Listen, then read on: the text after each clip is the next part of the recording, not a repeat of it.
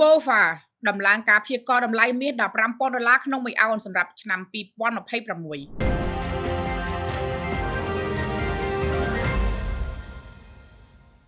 កាលពីថ្ងៃទី13ខែតុលាធនាគារ Bank of America Global Research កាលពីថ្ងៃច័ន្ទបានដំឡើងការព្យាករណ៍តម្លៃរបស់ខ្លួនសម្រាប់លោហៈធាតុដ៏មានតម្លៃដោយលើកតម្លៃរំពឹងទុកសម្រាប់មាសនៅឆ្នាំ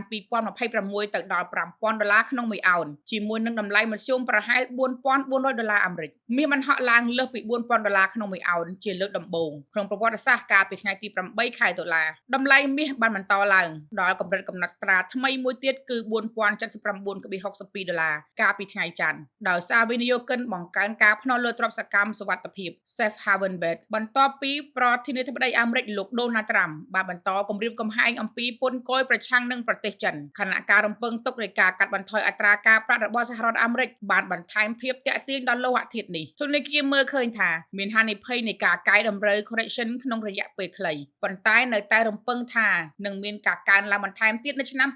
2026ធនាគារបានកត់សម្គាល់ថាដោយពិនិត្យមើលដល់ឆ្នាំ